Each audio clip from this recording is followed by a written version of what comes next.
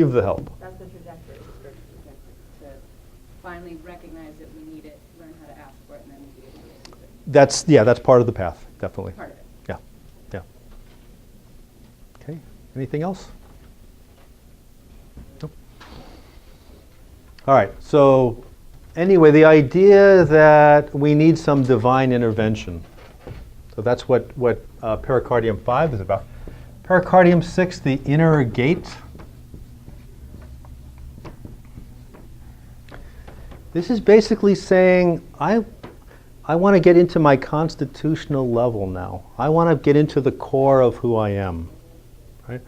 I have played around with the first couple of Dantian, and it's time for me to really look at myself and what am I made of? What are my insides made of? Who am I on this core level? Right? So I'm saying I really need to look inside. And this obviously we'll deal with emotions. The students know pericardium 6 is a key point for emotional imbalances and when Shen disturbances affect digestion, because they know that the digestive tract is the repository for unresolved feelings. Right? In other words, when we don't express ourselves, we stuff our feelings into our digestive tract. Right?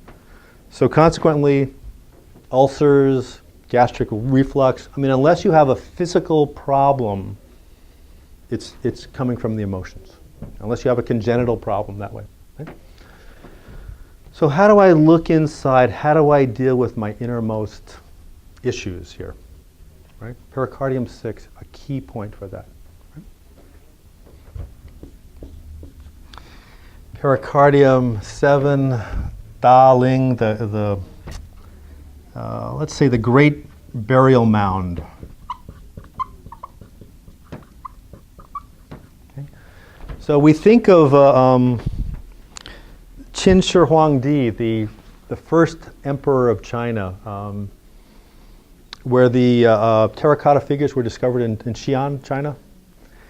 It was a huge burial mound that was disguised, it was a pomegranate farm or whatever, and if some lowly pomegranate farmer is digging around and sees a terracotta, a part of that, and he finds a treasure. It was around 1973, so that was the Qin dynasty, a couple thousand years.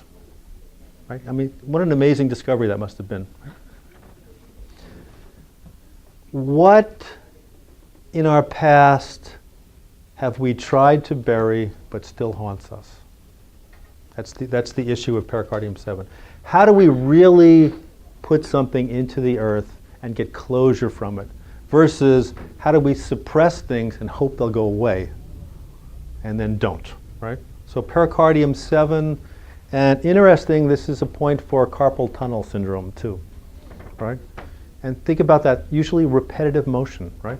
What are the repetitive motions that I do in my life that are causing me pain? What am I doing again and again and again that hurts me? Okay. So what are the ghosts of my past? Okay.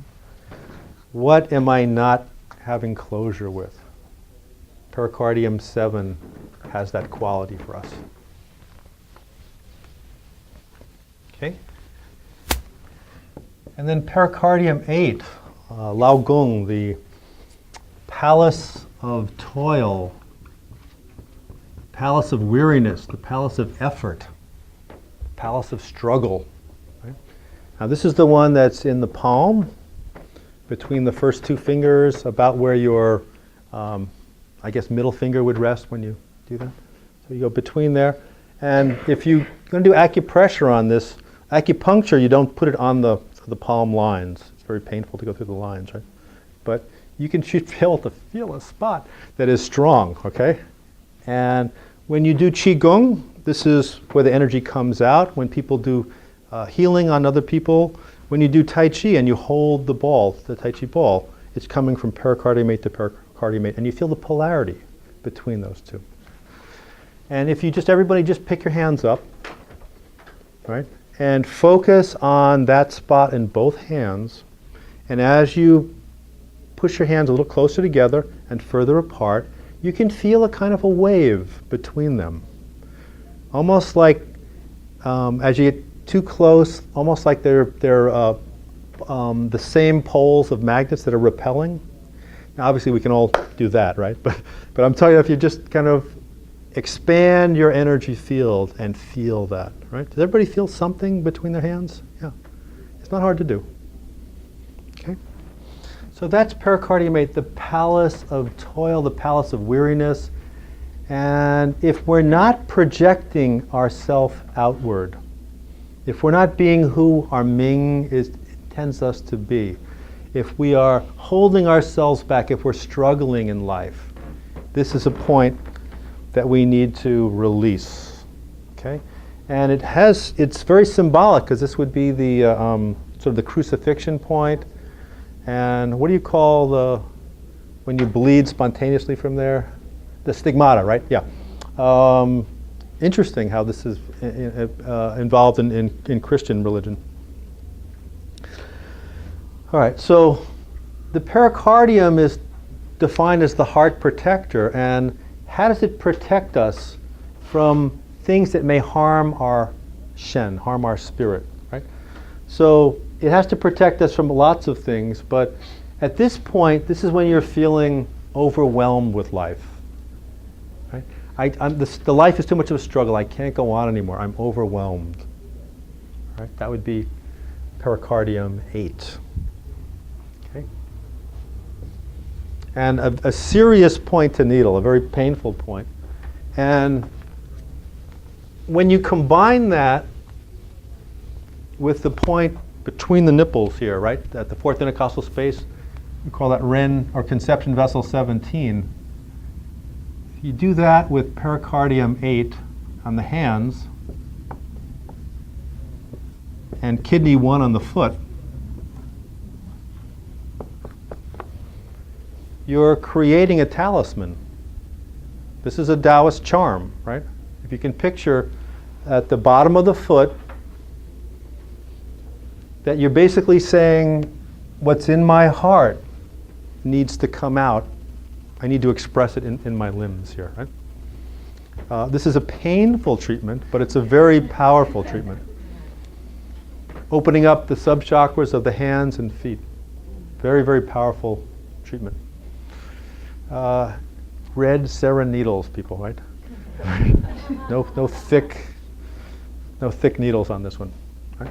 And the part of the Taoist tradition is to use talismans to ward off evil spirits, to ward off energy that is dangerous, and to have you visualize things to enhance your treatments.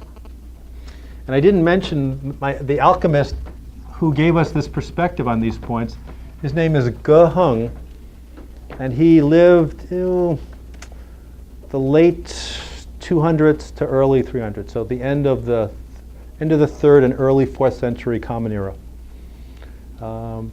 And he not only described the points in this but he also gave different visualizations to do and very prescribed acupuncture prescriptions for transformations. He called them the 9 transformations. I didn't do this last one. Pericardium 9. I'm going to write the Chinese down. Zhong Chong. Zhong means middle or central. Chung is one of the vessels that creates everything else, one of the extraordinary vessels. So it's the Chung Mai. We'll translate this as blueprint here. Okay. So the acupuncture vessel that got the Ming message encoded within it, right? And now, are you in the middle of your blueprint? Are you expressing your life? Can you look at your life and say, I have joy? Right? The measure of the heart is joy. The emotion that resonates with the heart is joy. Right? Does my life give me enough joy? Right? This doesn't seem to be, that level this is not rocket science anymore. Right? You should want joy in your life. right? I mean, we all should want joy in our life. And if you've been trained not to, it's time to get new training, right? Right. Okay. So pericardium 9, now, again, the acupuncture students know it's a Jing well point. And what do we use Jing well points for? Students, don't let me down here. Open the channel. To what? Open the channel. Open the channel. Oh, that's a good one. To revive, to restore consciousness. Right? Right? So if you're blacked out, we do Jing well points to restore consciousness, right? The metaphor now, because remember, the Taoists are, everything is metaphorical, right? So this is not I'm passed out, but there is just darkness in my life. I can't see my blueprint anymore. I don't know why I'm here, right? So this can reset your consciousness. All right? So that's the pericardium channel. If these don't work, we've got another set of 9 points of the heart channel that I'm not going to do because I want to devote the rest of the time to question and answer time. But this is the original heart channel, the pericardium channel. Okay?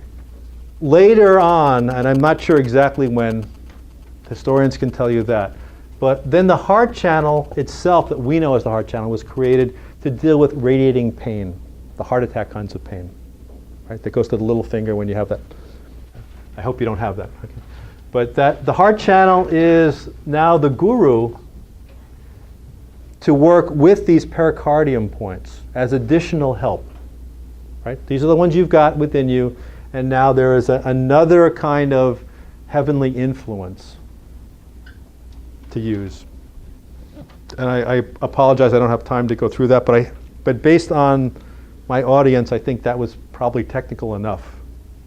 I don't want to go through another nine points with you. But I'd be happy to talk to the students sometime about that.